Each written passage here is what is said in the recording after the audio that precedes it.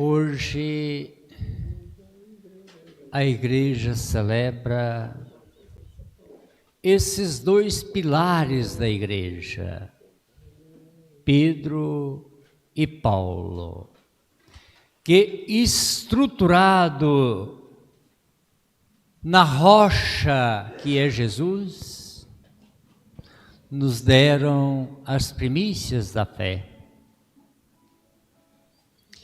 Daí então nós glorificamos ao Pai em Cristo Jesus no Espírito Santo, por maravilhas que Ele realizou em favor de cada um de nós, que nos ilumina com o Espírito Santo e nos dá também a mesma força e garra de não desprezar a verdade e permanecer nessa verdade, crescendo na experiência de quem é Jesus. Daí então nós descobrimos que é preciso familiarizar com a palavra, como eles familiarizaram com Jesus. A convivência faz nascer um verdadeiro amor. Devemos familiarizar com a Bíblia Sagrada, meditar, contemplar, pôr em prática essa palavra no dia a dia. Daí então, o amor autêntico e verdadeiro, como aquele amor autêntico e verdadeiro de Paulo e Pedro, por Jesus e pelo corpo de Jesus, que é essa igreja viva da qual nós fazemos parte. Daí então Jesus, num lugar distante, Cesareia de Filipe, num lugar de extrema necessidade, um povo abandonado pelo poder político e religioso, desrespeitado nos seus direitos. Ali, Jesus, que já sabe tudo, Ele é Deus, Ele sabia a tremenda confusão que estava na mente do povo, mas Ele quis fazer uma experiência, Ele já sabia também, mas Ele queria ouvir de viva voz dos apóstolos. Se eles foram capazes de assimilar, que o povo diz que eu sou? Esse povo que tem a Sagrada Escritura que fala a meu respeito, todo o Antigo Testamento está falando de mim, converge para mim. Agora uma realidade diante dos olhos. Que eles dizem que eu sou? E os apóstolos, uma tremenda confusão. Uns pensam que é isso, outros aquilo, mas não chegaram a fazer a experiência de que é o cumprimento da Escritura, de que é o Deus Altíssimo em nosso meio. Os milagres, os sinais realizados não foram suficientes para abrir-lhe os olhos. São dominados pela insensibilidade. E isto nos leva a olhar para dentro de nós mesmos. Olhando a sociedade na qual nós fazemos parte. Que dia a dia mergulha no mundo da insensibilidade. Vamos ficar de braços cruzados? Não. Temos que agir, e aí está a força que nos impulsiona para agir. Para que cresçamos mais na experiência de quem é Jesus e auxiliemos outros também a fazer essa experiência de quem é Jesus. Daí então Jesus volta a pergunta aos apóstolos: que tinham feito uma caminhada e tinha presenciado todos os feitos, mas ele já conhecia, mas ele queria ouvir de viva voz. E para vocês, quem eu sou? Essa pergunta vem ao encontro de cada um de nós. Será que cada um de nós somos capazes de dar a mesma resposta que Pedro deu?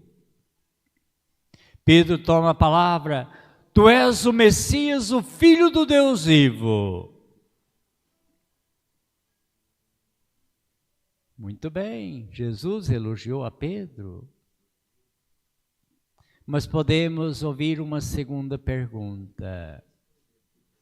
Mas você vive o que você professa? Isso mexe nas nossas estruturas. Isso nos leva a olhar para dentro de nós mesmos. No meu dia a dia, na minha caminhada, eu estou dando essa resposta com os meus comportamentos, com as minhas atitudes, o meu modo de agir e proceder? Que bom! Mas isso nos leva a aprimorar mais, para que a resposta não seja simplesmente de lábios, mas seja uma resposta concreta das ações de louvores do dia a dia. Os bons comportamentos, as boas maneiras de agir e proceder, o respeito, a compaixão e a misericórdia, a solidariedade uns com os outros. Essa é a resposta que Deus quer ouvir de nós. E ali então, muitos dizem, Jesus escolheu Pedro para ser o ponto de unidade da igreja, para deixar como seu representante máximo. Mas não foi bem assim. Jesus estava aguardando um sinal do Pai que o indicasse quem seria o ponto de unidade da igreja. E ali no Evangelho percebemos. Jesus então volta para Pedro: Feliz és tu, Simão, filho de Jonas, porque isso não é obra humana. Não foi um ser humano que te revelou isso, mas o meu Pai que te revelou isso. Por isso eu confirmo aquilo que o Pai apontou. Tu és Pedro, e sob esta pedra edificarei a minha igreja.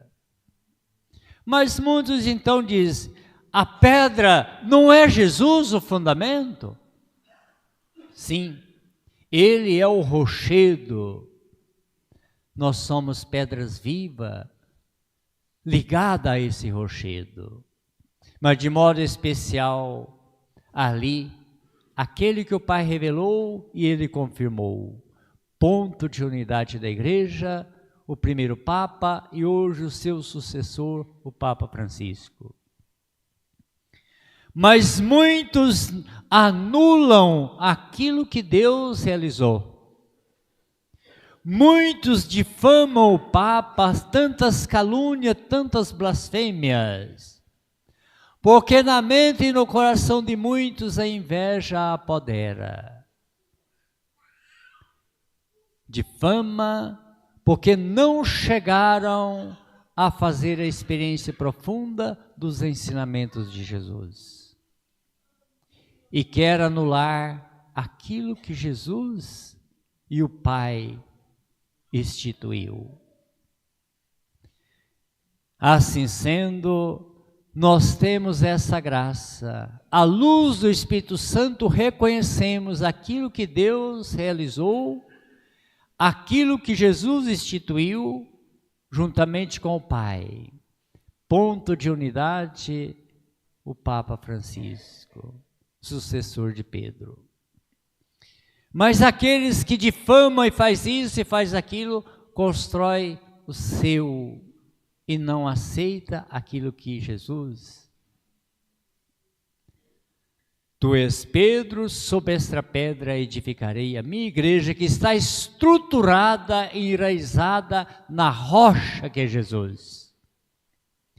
Se dermos um pulinho no capítulo 17 de Mateus, quando Jesus disse: nem todos que me dizem Senhor, Senhor entrará no reino dos céus, mas aquele que põe em prática a palavra do meu Pai que está no céu. Quem aceita o meu ensinamento e põe em prática.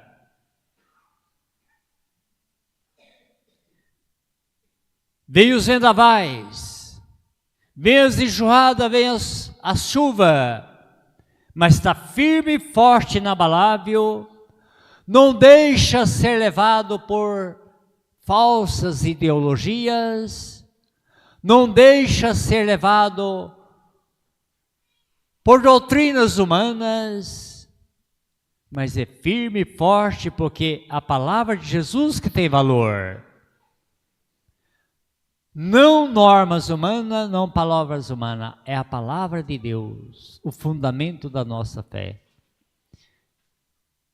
Pratique, seja forte e inabalável, estruturado nessa rocha que é Jesus. Daí então, eu te darei a chave do reino dos céus. Tudo que você ligar na terra está ligado no céu. Tudo que você desligar na terra está desligado no céu. Mas daí outros dizem, a única ligação entre o Pai e a humanidade é Jesus. Sim, Ele é a única ligação, Ele que uniu o humano e o divino. Mas são palavras de Jesus, não é palavra de seres humanos. Ele volta para aquele que é seu representante e diz: o que você fizer está feito. Eu confirmo o que você fizer. Mas seja fiel à minha palavra e não vacile na caminhada. É você, meu representante, que vai fazer em nome da Trindade Santa. E aquilo que o padre ou os bispos fazem, não fazem em seu nome.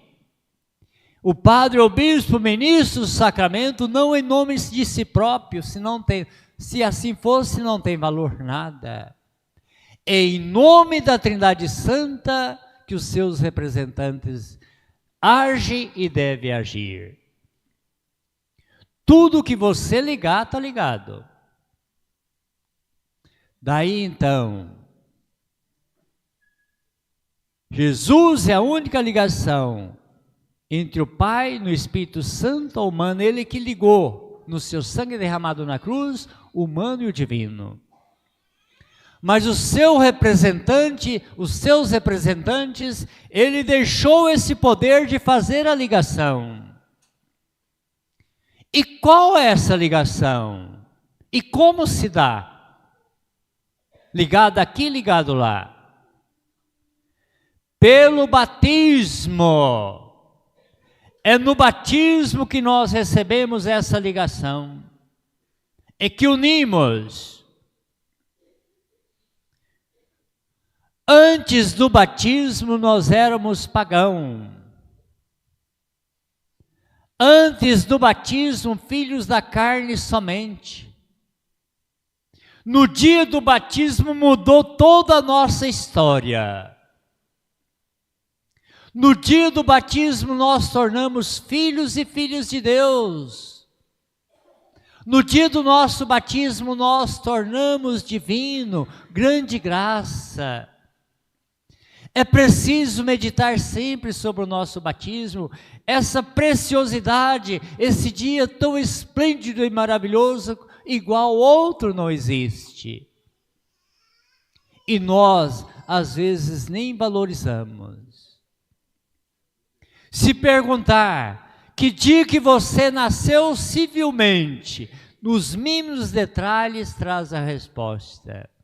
no dia tal, no local tal, media tantos centímetros, tantas gramas. Os pais tinham a preocupação de falar de tudo isso. Porque impregnados em coisas materiais, o sagrado fica para segundo plano e não tem a incumbência de valorizar e destacar esse dia tão especial e esplêndido. Vamos mudar essa história. Vamos melhorar a nossa catequese, a nossa evangelização.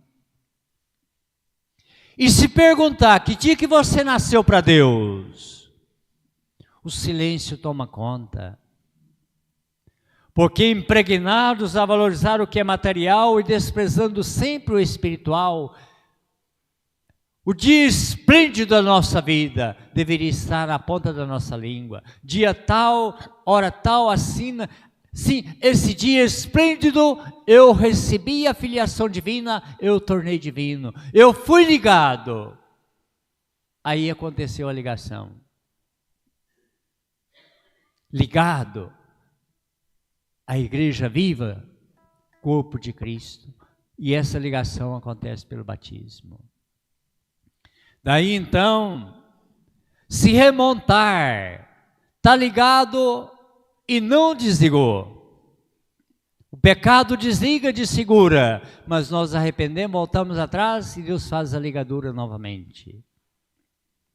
Mas se remontar, vai chegar até Jesus. Quem que te batizou? Padre Paulo, Padre tal. Ele fez essa ligação. Quem ligou esse padre no sacramento da ordem? O bispo tal. Quem sagrou esse outro bispo? Vai remontando, remontando, vai chegar nos apóstolos, vai chegar em Jesus. Está ligado? Não desligou. Não jogando pedra, mas outras denominações. No máximo quem vai chegar é Martim Lutero. Mas Martim Lutero desligou. Então não continua. Está desligado? Daí então entendemos o que está desligado aqui e o que está ligado. Não que Deus deu a ordem a Pedro a desligar. Essa não foi a incumbência. Mas alguém se desliga porque renunciou àquilo que Jesus instituiu. E o Pai, nós temos essa graça de estar. Então, não despreze essa graça, lapide-a mais e mais, aprofunde nessa intimidade com Jesus. Põe em prática a palavra, porque não conhecendo a palavra, ou levado pela inveja, muitos deixaram se desligar. Vamos ficar de sentinela. O que você ligar aqui está ligado lá. Eu acho que foi o suficiente para vocês entenderem o que é essa ligação e o que é essa desligação. Assim sendo, ligados, devemos ser comprometidos em ser luz, resplandecer essa luz que nós recebemos em nosso batismo. Eu sou a luz do mundo, quem me segue não anda nas trevas do pecado, diz Jesus. E esta luz recebemos em nosso batismo. Esta lâmpada está acesa. Tem um fio que trouxe a energia e a faz acender. Mas, se nós seguirmos essa fiação, vai passando pelos terminais, vai chegar num lugar que tem um reator.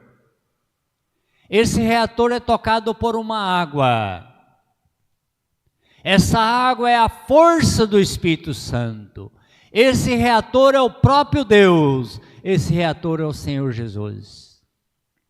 Que recebemos essa energia, o Espírito Santo, que nos ilumina e nos conduz e nos faz estar sempre resplandecendo essa luz. Mas só resplandece a luz aquele que está ligado realmente ao reator, que é a Trindade Santa. E essa graça recebemos em nosso batismo. Vamos resplandecer a luz do testemunho, a luz da fé. Como nós presenciamos ali, meditando o Salmo, estando ligado, clama e o bom Deus ouve. Este infeliz gritou a Deus e foi ouvido. E o Senhor liberta de todas as angústias e aflições. Clamei e ele me socorreu. O anjo do Senhor vem acampar ao redor dos que o temem e os guarda e os liberta. Grande graça que Deus nos concede. Assim sendo, meditando a primeira leitura, quando o testemunho dos apóstolos incomodava o povo judeu e todos daquela época, eram odiados. Os judeus odiavam a Jesus e odiavam os discípulos de Jesus. E ali então, por outro lado, o poder político também odiava a Jesus e odiava os discípulos de Jesus. Prenderam alguns membros da comunidade, dentre eles Pedro e Tiago. De repente, Tiago passado ao fio da espada, e os judeus vibraram. E aquilo então aumentou o prestígio do opressor Herodes. E vendo que aumentou o seu prestígio com a força do mal, prende Pedro para fazer a mesma coisa com Pedro. E naquele momento que Pedro estava preso, qual o comportamento da igreja?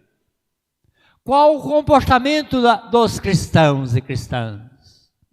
Mergulharam no mundo da oração, confiantes suplicavam a Deus, oravam e pediam pela libertação de Pedro. E Deus ouve o clamor dos seus eleitos, a força da oração. Não desanime de orar, não deixe o cansaço te dominar, custe o que custar. Não fique preocupado com muitas palavras. Jesus disse que não precisa ficar preocupado com muitas palavras. Ponha qualidade na sua oração. Uma oração de qualidade bem feita chega aos ouvidos do Pai, diz Jesus. Muitas não chegam porque não têm qualidade. Quando for orar, silencie, abandone, faça essa intimidade com Deus. E a oração bem feita toca o coração de Deus. A igreja em oração, Deus entra em ação, e ali então, aquele grande sinal. Lá na célula, uma luz é Jesus, o anjo do Senhor Jesus. A luz é Jesus, eu sou a luz do mundo. Toca em Pedro, levanta-te e vai. E Pedro, não entendendo direito, pensando que estava numa visão, mas o comportamento de Pedro nos chama a atenção. Quando eu falo, não tenha medo, não deixe as preocupações tomar conta da sua vida. Pedro sabia que ia ser martirizado no outro dia. Ele ficou desesperado. Ele estava lá alarmado, gritando, clamando, lastimando. Tranquilo e sereno. Até dormindo ele estava. Essa é a atitude dos seguidores de Jesus. Não deixar as preocupações tomar conta. Não deixar o desespero invadir a vida. Pedro tinha todas as razões para estar desesperado, gritando e fazendo algazarra naquela prisão de pavor. O amigo de Jesus é sereno, tranquilo. Ele não está só. Para que desesperar? Não deixe o desespero tomar conta da sua vida, não. Tem um Deus que te ampara e me ampara e nos ampara. Lembre dessa passagem de Pedro. Ele não estava desesperado, tranquilo, dormindo. Para que eu preocupar? Para que eu desesperar? Não deixe o desespero fazer parte da sua vida. Eu te peço, pelo amor que você tem em Deus, corrija essas forças do mal na sua vida. Não deixe o desespero, por pior que seja a circunstância, calma. Pedro é um exemplo. E ali o anjo toca e de repente as correntes caem, a prisão abre, tudo, porque onde está a graça de Deus, não tem força do mal que resiste. E Pedro cai em si, agora estou entendendo que Deus enviou o seu anjo para me libertar do poder daqueles opressores. E assim sendo, encontramos também um Paulo, que após ali todo o trabalho realizado, ele para e faz um exame de consciência. E que consciência tranquila de Paulo. Também nós devemos parar, fazer. Eu estou desempenhando bem o ministério que eu recebi para exercitar? Os meus dons eu tenho esforçado para colocar em prática? Eu tenho sede da minha salvação? Eu tenho sede de salvação de outros também? Paulo é modelo. Depois que fez a experiência de quem é Jesus, fez da vida um verdadeiro ministério. E aquela sede de salvação vai ao encontro de todas as nações, de todos os povos. E ali anuncia, admoesta, sede de salvação. Essa sede de salvação nós devemos tê-la sempre em nossa vida. E ali então, escrevendo a Timóteo para cada um de nós, eu terminei a corrida, combati o bom combate, não dobrei diante das forças antagônicas, dei o testemunho da fé e guardei a fé. Estou firme e inabalável. Espero alcançar a coroa da justa justiça. Diferente de muitos que dizem, eu agora converti, eu agora estou com Jesus, agora eu estou salvo. Paulo não fez isso. Se tinha direito de fundar uma religião, esse direito caberia a Paulo e não a Martim Lutero. Mas ele, obediente a Jesus, que pede a unidade, não quis dividir, somou. Os amigos de Jesus somam, os inimigos dividem. É uma realidade. Não é jogando pedra não, mas é o que está na Bíblia. Jesus pede a unidade, o inimigo de Jesus quer dividir. Vamos somar, é comunhão. E ali então, combati o bom combate, terminei a corrida, guardei a qualidade da fé. Agora espero alcançar a coroa da justa justiça, que Ele me concederá na sua misericórdia, e não somente a mim, mas todos aqueles que põem em prática a palavra de Deus e exercita os seus dons a serviço do crescimento do reino acontecendo aqui agora. Louvado seja o nosso Senhor Jesus Cristo.